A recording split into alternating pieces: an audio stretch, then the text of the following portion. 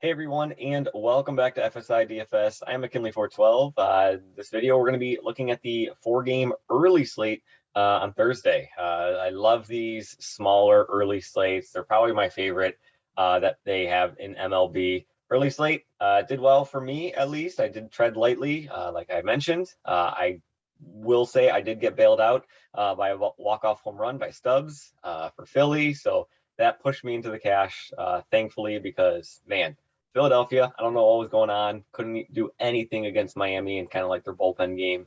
But still, nice day for me. Hopefully you guys had the same, and hopefully we can continue it on here. So 4-game slate, no weather that we really have to be paying attention to, like in terms of rain.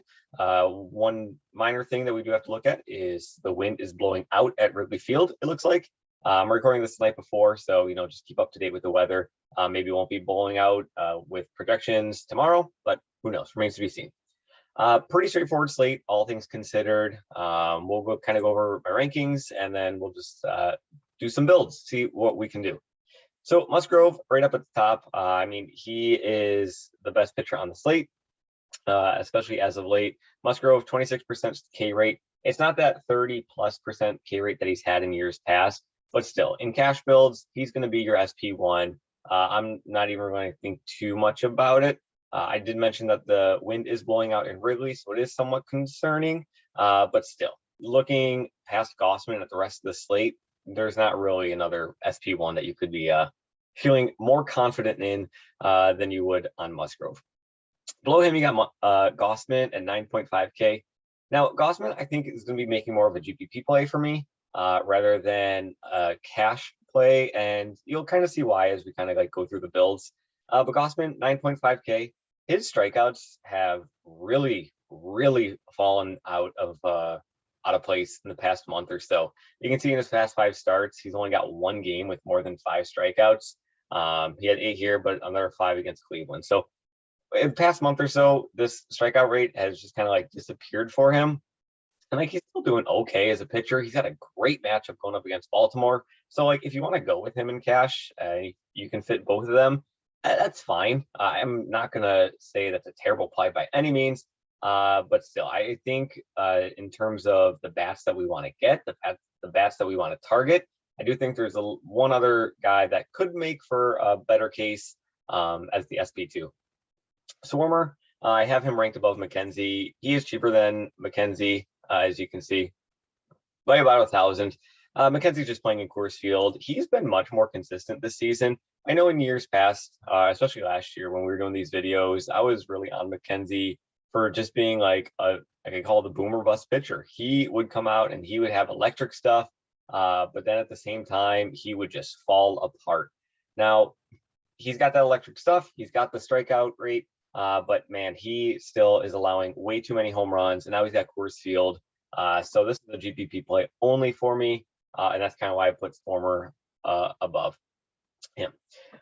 Remaining 4 guys, it's not looking too great outside of Rich Hill. Blackburn against Boston, I don't have any interest. Wells against Toronto, nope. And then Cool in Colorado, absolutely not. So Rich Hill, I think for cash builds could be the guy that I'm looking towards when it comes to builds.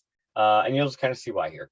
So let's go over the bats real quick. Top bats, it's going to be Boston going up against Blackburn, Cleveland against Chad Kuhl in Coors, and then Toronto going up against Wells. Those are your 3. Just kind of jamming in those guys. No issues with that. Leverage, it's going to be the Cubs going up against Musgrove. Cheap bats, Oakland, Baltimore. If you need to find a one-off or something, there's some place there. And then GPP, I got Colorado and I got San Diego. So let's do a cash build here real quick. I don't want to go too long. It's a 4-game slate. There's really not too much to talk about. But I mentioned Cleveland and Boston. They're my favorite 2. I have them over Toronto. And the reason being is that Toronto is just so expensive and they don't really have the value bats outside of Moreno if he is catching. They really don't have the value bats that Boston can provide or the bats that Cleveland can provide either. So that's why I'm kind of mainly sticking to Cleveland and Boston. And it's kind of looked like this. Josh Naylor, a nice lefty-righty matchup. He's got great numbers against Cool right-handed pitcher. Third base, Ramirez, or Devers. I mean, you could go either way. Jose Ramirez, though, I think is clearly the better play. But if you go Devers, okay, you could do much, much worse. But Ramirez's numbers are video game-like against right-handed bats, and now he's got Coors Field at his disposal. You can pay up for Xander Bogaerts here. But this is kind of where the value comes into play, is in the outfield. So let me highlight Boston, let me highlight Cleveland, so we can just get to them quick. Oscar Gonzalez, he just continues to hit very well during the season. 385 on the season. You can see he's got plenty of multi-hit games as he goes through, and he still remains super cheap. He still hits in the heart of the order.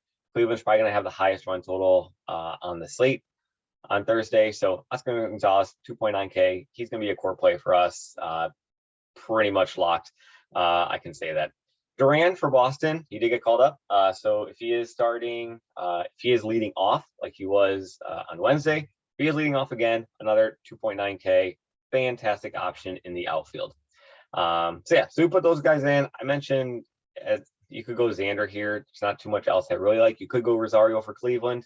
But paying up for Xander, at least 3.9K remaining. If you take out Hill and if you try to jam in Gossman, you can kind of see you get really strapped for cash real quick. 2.7K. I'd rather not, just with Gossman and his lower strikeout rate as of late. I think Hill going up against Oakland, anybody going up against Oakland can be a fine play, especially at 6.1K. That's, what is that? $3,400 in savings. Like, that's huge. That's huge. I can get you another elite bat rather than a punt. And I don't think Hill, I mean, he's going to be behind Gossman. I expect Gossman to outscore Hill, but I think point per dollar wise and what it can provide for your builds, I think Hill could make for a better case as an SP2. And so that's kind of the cash builds, just kind of like where I was heading. It's going to be a lot of Cleveland. It's going to be Boston. And then for GPP, it's going to be fading Musgrove. It's a 4-game slate. You got to fade Musgrove. You got to go even kind of crazy. But still, I won't go too crazy. We'll put Gossman here as like my favorite GPP. Maybe he gets back to that, 8, 9, 10 strikeout ceiling kind of game going up against Baltimore. Entirely possible. SP2, you could look at McKenzie. I mean, he's got that strikeout upside. He is in Coors. I can see a lot of people fading him just because he allows a lot of home runs. He is in Coors. But maybe Thursday is the day. Stranger things have happened in baseball so far this season than McKenzie going and shutting down, Colorado and racking up 8Ks. Way stranger things have happened so far this season, and it's a 4-game slate. Get wild. You're gonna have to differentiate somehow and differentiate quite a bit. So you could go McKenzie. You could also go Swarmer here if you want. I know I said I like San Diego as kind of a GPP play. But you could go Swarmer. San Diego is a bottom half offense against right-handed pitching so far on the season. And in the limited sample size that Swarmer has provided, he's done pretty well, especially at home where he's got 23 and 20 DK points against some decent offenses. So you could go McKenzie. You could go Swarmer. I'll just throw Swarmer in here for now. But it's probably going to be loading up with the Toronto bats. So it's going to be putting in Vlad Guerrero. It's going to be putting in Springer, Bichette. You could go Moreno if he is in there at 2.3K. He can kind of open things up for you. Gurriel Jr., he's got nice numbers going up against right-handed pitching as well. I don't mind him. He's got a nice WOBA against them. So 3.5K could also provide some savings for you. So Toronto would be the main stack that I would be going for. We'll throw in Moreno. And then it's kind of deciding, well, who's your SP2? If you're going to go with Swarmer, you're probably going to lean over towards, Colorado going up against McKenzie and hoping that McKenzie has another one of his high home run games. You can throw in McMahon. You can throw in a couple other guys in here as well. I don't want to give you a full lineup, obviously, but you could mix and match more Toronto pieces, more Colorado pieces in there. But if you go with McKenzie as your SP2, hoping that he shuts down Colorado, has a lot of strikeouts, I would lean towards probably the Chicago going up against Musgrove or San Diego, either or. The issue with San Diego is that, by doing this start with your Toronto core, you're remaining with Machado at 5.9K and Cronenworth at 5.4K. not possible. Not possible. So that's the only issue with going San Diego there. You could go Chicago Cubs. They probably would provide the biggest leverage spot, obviously, because Musgrove is going to see so much ownership. But yeah, so that kind of wraps up the slate. There's pretty straightforward. You got your top three teams: Boston, Cleveland, Toronto. I have them ranked in that order. Toronto being the least, just because of salary constraints that you kind of run into. They don't have the Duran. They don't have Verdugo. They don't have Oscar Gonzalez for Cleveland. The guys that are really cheap that can really open up your lineup as well. So that kind of covers things.